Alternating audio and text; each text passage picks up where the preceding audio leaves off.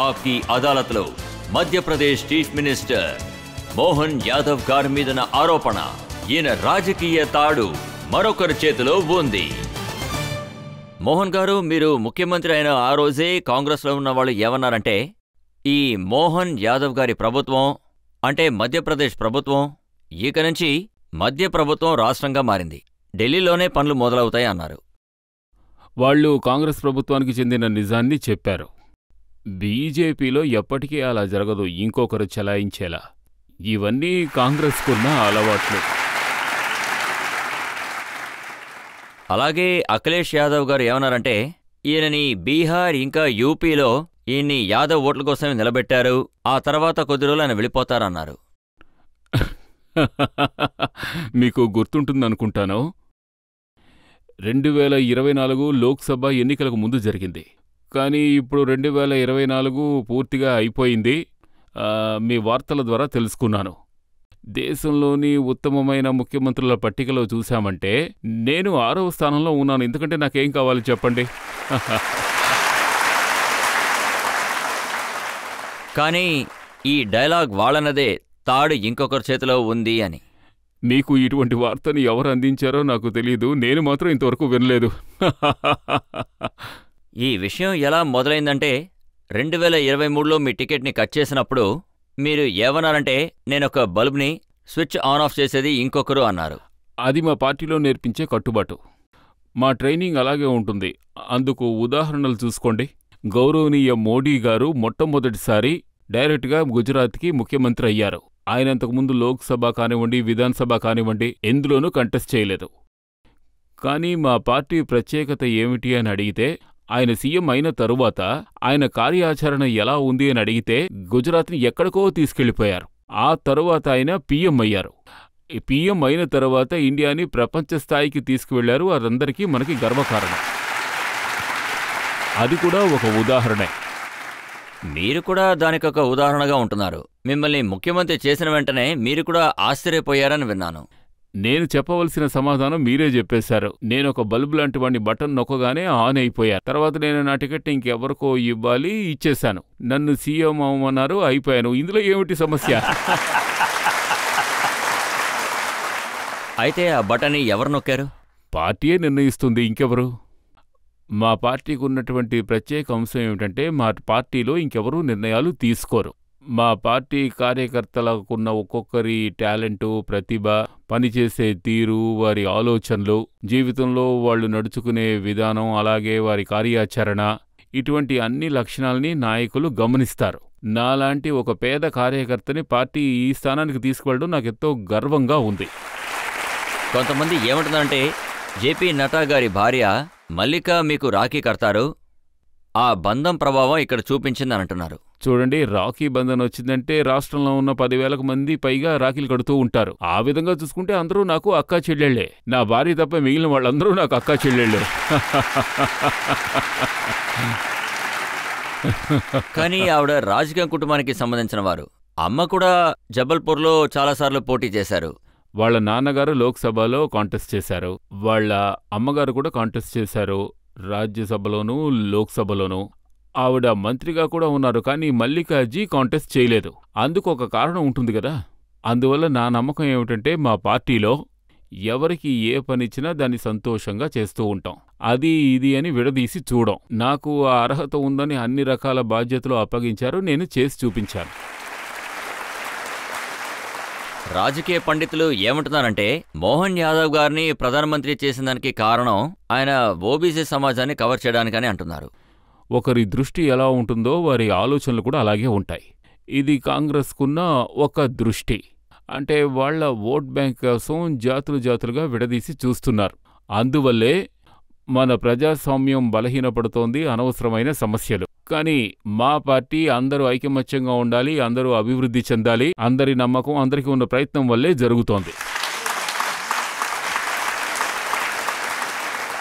మోడీ గారి వల్లే పార్టీ నడుస్తుందని మీరు చెప్తున్నారు. కానీ రాహుల్ గాంధీ గారు ఏమంటున్నారంటే, బీజేపీ గెలుచుకున్న సీట్లు 163, ఓట్లు దొంగలించి మరీ గెలిచారంటున్నారు. రాహుల్ గాంధీకి ఎవరు చెప్పి ఎక్స్ప్లెయిన్ చేయగలరు? ఆయన అంటున్నారు గుజరాత్లో 20 సంవత్సరాలుగా మోడీ గారు ఓట్లను కొల్లగొడుతున్నారు అని, 30 ఏళ్లుగా మధ్యప్రదేశ్లో బీజేపీ కొల్లగొడుతోంది అని. కానీ ఆయన మర్చిపోయారు 10 ఏళ్ల క్రితం వాళ్ల ప్రభుత్వమే కదా ఉంది, అప్పుడు ఏమైపోయారు ఆయన? ఆయన ఏం మాట్లాడుతున్నారో తెలియకుండా మాట్లాడుతున్నారు. 10 సంవత్సరాల క్రితం మన్మోహన్ గారి ప్రభుత్వం ఉంది. 2004 నుంచి 16 వరకు సాగింది. అన్ని రాష్ట్రాల్లోనూ వారి పద్ధతుల్లో ఎన్నికలు జరిపారు. విజయాలు ఓటములు ఉంటాయి. నేను ఈ విషయంలో ఎంతో బాధపడుతున్నాను. రాహుల్ గాంధీ గారు ఎప్పుడు మారుతారు? ఆయన ఇలా మాట్లాడడం వల్ల వాళ్ల పార్టీ ఇంకా దిగజారిపోతోంది, పాతాళానికి పోతోంది. ఆయన ఇప్పుడు బీహార్లో ఉంటున్నారు, ఓట్ యాత్ర చేస్తున్నారు. ఆయన ఏమంటున్నారంటే బీహార్లోన ఓటింగ్ కమిషన్ బీజేపీ వాళ్ళని గెలిపించడానికి ప్రజల ఓట్లని కట్ చేస్తున్నారు అంటున్నారు. నాకు ఒక కాంగ్రెస్ నాయకులు చెప్పిన స్టేట్మెంట్ గుర్తుకొస్తోంది. ఆయన చాలా బాగా అనలైజ్ చేశారు. ఒకవేళ మా పార్టీలో రాహుల్ గాంధీకి ఒక పని ఇచ్చామనుకోండి, దాన్ని ఎప్పటికీ పూర్తి చేయకుండా సర్వనాశనం చేసేస్తారు అని చెప్పారు. ఇప్పుడు 3 సంవత్సరాలుగా లోక్సభలో విజయం కోసం కలలుగంటున్నారు. 3 సార్లు ఏమీ దక్కకుండానే పోయింది. ఇది కూడా కాంగ్రెస్ నాయకులే చెప్తున్నారు. అంటే రాహుల్ గాంధీ గారు ఏ రాష్ట్రంలో ఏ పార్టీకి సపోర్టుగా వెళ్ళినా కొన్ని సమయాల్లో ఏం జరుగుతుందంటే బీజేపీ గెలిచినా ఆ పార్టీకి సంబంధించిన వారు గెలుస్తారు. పార్టీ ఇంకా పాతాళానికి వెళ్ళిపోతోంది, ఇంకా చెదిరిపోతోంది. దానికి కారణం ఇదేనంటున్నారు. కాంగ్రెస్ ఓడిపోవడానికి, పాతాళంలోకి వెళ్ళడానికి కారణం నరేంద్ర మోడీ, అమిత్ షా, ఇంకా ఎలక్షన్ కమిషన్ అందరూ కలిసి కాంగ్రెస్ ని ఓడిస్తున్నారంటున్నారు. నేను ఈ విషయాన్ని ఇంకా బాధ్యతతో చెప్పాలనుకుంటున్నాను. రాహుల్ గాంధీ గారికి ప్రతిపక్ష నాయకుడికి ఉండే విలువేమిటో తెలియడం లేదు.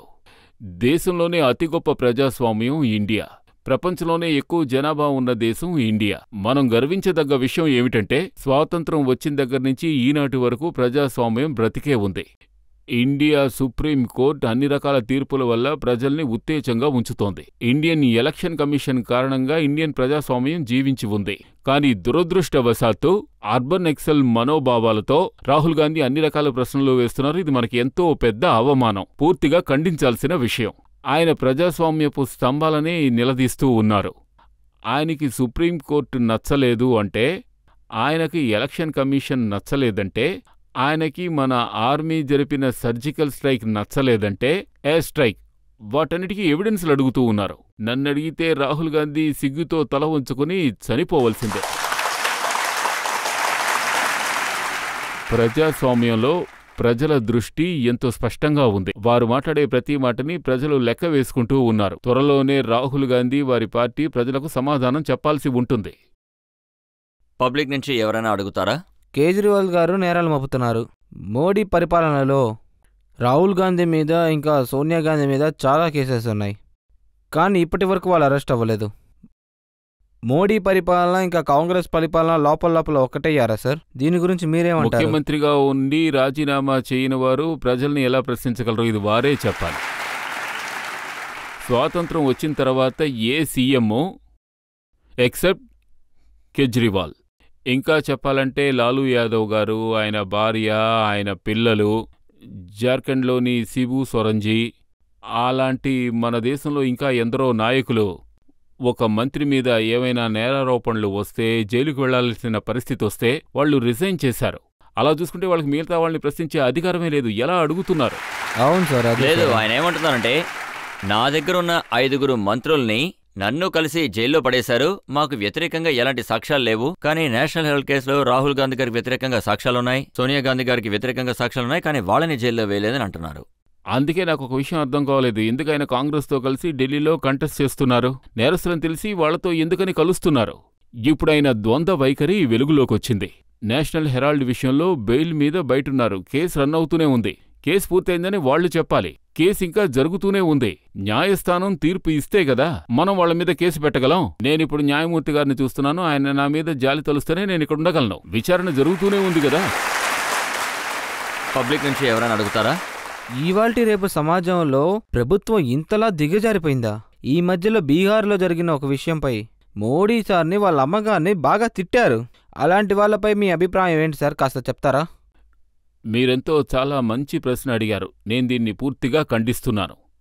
మన దేశ సంస్కృతి ఇటువంటిది కానే కాదు. అందుకు విరుద్ధంగా ఒకవేళ మన దేశ శత్రువులు మన దేశ ఆర్మీతో యుద్ధం చేస్తున్నప్పుడు వాళ్ళు చనిపోతే వాళ్ల శరీరాల్ని తిరిగి వాళ్లకు పంపించడమే మనకు గర్వం. చనిపోయిన మోడీ గారి తల్లిని తిడుతున్నారు అంటే వాళ్లకు పూర్తిగా మతిపోయిందనే అర్థం. వాళ్ళు ఖచ్చితంగా భారత సంస్కృతిని అర్థం చేసుకోలేదనే అర్థం. నేను మళ్లీ మీ అందరి తరఫున దీన్ని తీవ్రంగా ఖండిస్తూ ఉన్నాను. వాళ్ళు క్షమాపణ అడిగి తీరాలి, క్షమాపణ అడిగి తీరాల్సిందే. అలా మాట్లాడే వాళ్ళకి ఎలాంటి శిక్ష ఇవ్వాలని ఆయన మిమ్మల్ని అడిగారు? అటువంటి వాళ్లకే భారత్ కమిషన్ వైద్యం చేసింది కదా, బటన్ నొక్కండి, భారత్ మాతకి జై అనండి. బీహార్లో ఎలక్షన్స్ జరగబోతున్నాయి. బీహార్ ప్రజలు బటన్ నొక్కడానికి ఫుల్ ఛాన్స్ ఉంది. నేను దాన్ని అలాగే చూస్తున్నాను. 5000 సంవత్సరాల క్రితం జరిగిన మన కృష్ణుని చరిత్రలో ఒక విషయం ఉంది. శిశుబాలుడి 100 తప్పులని క్షమిస్తారులే అన్న ధైర్యంతో ఉండేవాడు. 99 తప్పులు పూర్తయి 100వ తప్పు చెయ్యగానే వేలు పైకెత్తారు. వేలు పైకెత్తగానే అక్కడికి సుదర్శన చక్రం వచ్చింది. ఆ తర్వాత మనందరం చూసాం 100 తప్పుల తరువాత. అలాగే ఇప్పుడు ఎలక్షన్ కమిషన్ చేతిలో సుదర్శన చక్రం ఉంది, బటన్ నొక్కండి, ఆ తర్వాత మిగిలిన పనులు అవే పూర్తవుతాయి.